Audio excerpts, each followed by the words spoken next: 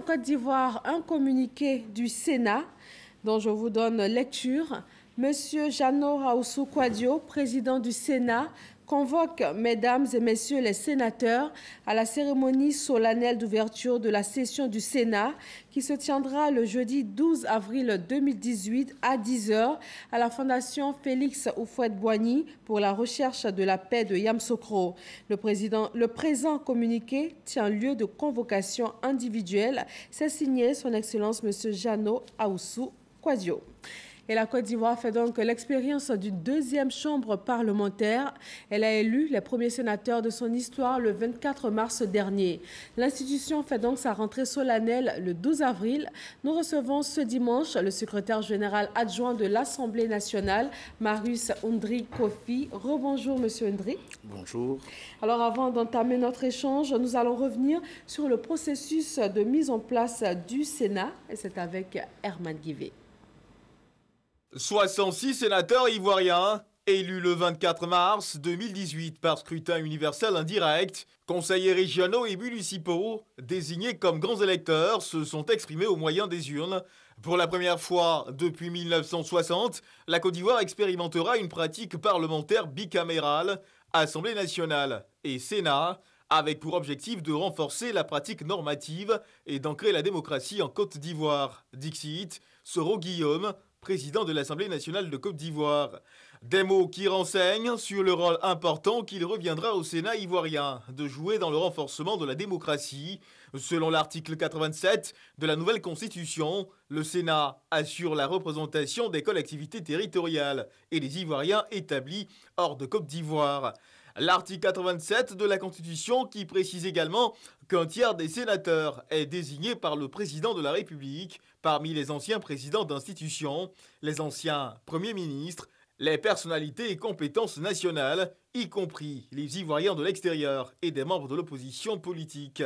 Leur mandat est de 5 ans. Dans l'élan de la mise en place du Sénat, les 66 sénateurs élus ont désigné le 5 avril dernier leur président, choix porté sur Ahoussou Kouadio Jeannot, sénateur de la région du Bélier. Le jeudi 12 avril 2018, le premier Sénat ivoirien effectuera sa rentrée solennelle à Yamoussoukro, la capitale politique. Ça y est, les premiers sénateurs ont été élus. C'était un suffrage indirect. Alors dites-nous, monsieur Ondri, quel est le rôle du sénateur pour l'Ivoirien lambda? Pour l'Ivoirien lambda, on dirait que le rôle du sénateur, c'est de voter la loi. De voter la loi au même titre que le député? Au même titre que le député. C'est un regard nouveau, c'est un regard particulier, c'est un regard technique sur la loi. Quelle est donc la composition du Sénat?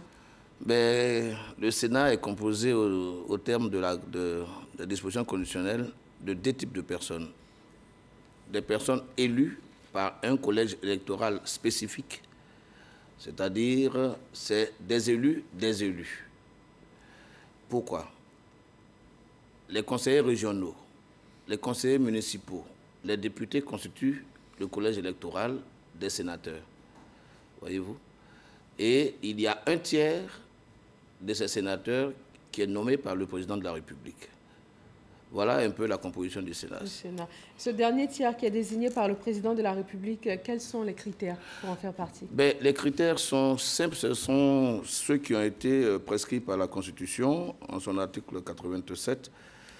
C'est des personnes qui doivent être compétentes dans les domaines politiques, administratifs, professionnels, sportifs. En somme, c'est des personnes qui doivent avoir une certaine maîtrise des questions qui rentrent dans le domaine de la loi, tel que prescrit par l'article 101 de la Constitution. Donc, vous voyez que cela se distingue un peu de ce que nous avons eu l'habitude de connaître. D'accord. Alors, vous avez dit tout à l'heure que tout comme le député, le sénateur vote les lois. Donc, on a envie de savoir pourquoi est-ce qu'une même personne peut être député et puis être sénateur. Est-ce que dans ce cas-là, il y a cet autre regard qu'on voudrait avoir? Une seule personne ne peut pas être député et sénateur à la fois. Ne peut pas siéger dans les 2 chambres à la fois. Il y a ce qu'on appelle dans le jargon parlementaire les incompatibilités. Donc, le mandat de député est incompatible avec le mandat de sénateur.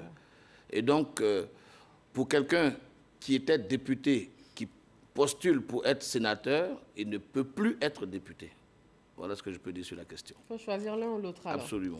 Et comment est-ce que le Sénat va fonctionner Ben, concrètement? le Sénat va fonctionner comme une assemblée parlementaire normale. Le Sénat va se doter d'un règlement au terme des dispositions constitutionnelles. Chaque chambre du Parlement doit se doter d'un règlement.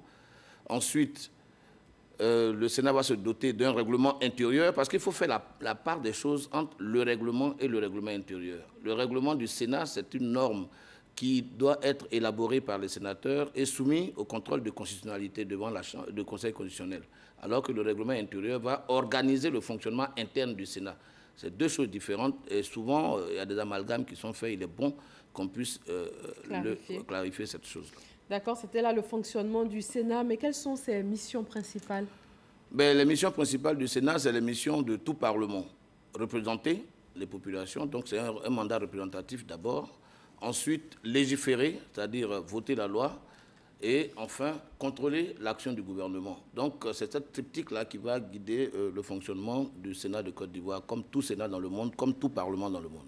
D'accord, et on a envie de savoir d'où est-ce qu'est venue cette nécessité de création d'un Sénat. Est-ce que c'est parce que l'Assemblée nationale ne remplissait pas tout son rôle? Pourquoi créer un Sénat aujourd'hui? Ben, si on peut dire que c'est parce que l'Assemblée nationale ne remplissait pas son rôle, on dirait exactement la même chose dans tous les parlements du monde. On dirait la même chose en France, on dirait la même chose aux États-Unis. Mais en Côte d'Ivoire essentiellement. Mais pour ce qui concerne la Côte d'Ivoire, je vous ai dit tout à l'heure qu'il fallait un regard nouveau. Voyez-vous, nous avons une forte diaspora qui se trouve à l'extérieur. Il est bon que cette diaspora qui est appelée à investir dans notre pays, est appelée à contribuer au développement de ce pays, là, puisse avoir son mot à dire. Et avoir son mot à dire au plan économique, c'est bien, mais avoir son mot à dire au niveau des textes qui régissent l'État, c'est encore mieux. Et donc, le président de la République a estimé qu'il fallait faire contribuer ces personnes-là d'une autre façon.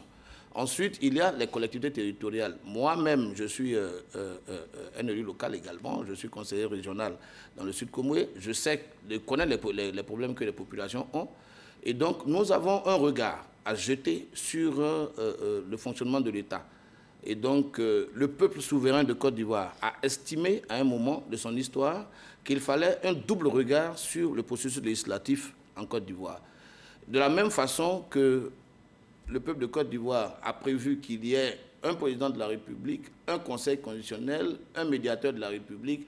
Le peuple de Côte d'Ivoire a décidé qu'il y ait un Sénat et une Assemblée nationale qui vont constituer ensemble le Parlement.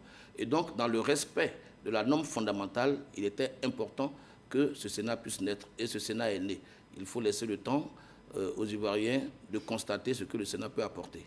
Ce qu'il peut apporter. Alors, le député vote les lois, le sénateur vote les lois. Vous l'avez dit, le sénateur va apporter un nouveau regard. Mais quelle est donc la différence fondamentale entre l'Assemblée nationale et puis le Sénat? Au plan même de la constitution du Sénat et de l'Assemblée nationale, il y a une différence. Les sénateurs sont élus au suffrage universel indirect, alors que les membres de l'Assemblée nationale, qu'on appelle les députés, sont élus au suffrage universel direct. Donc, il y a déjà une différence. Mais au niveau même du critère, c'est que nous, les électeurs des sénateurs, nous avons été élus avant. Donc, notre collège électoral est distinct du collège électoral des députés. Mais regardez bien, il n'y a aucune condition particulière pour être éligible au mandat de député, en dehors des conditions prescrites par la loi électorale.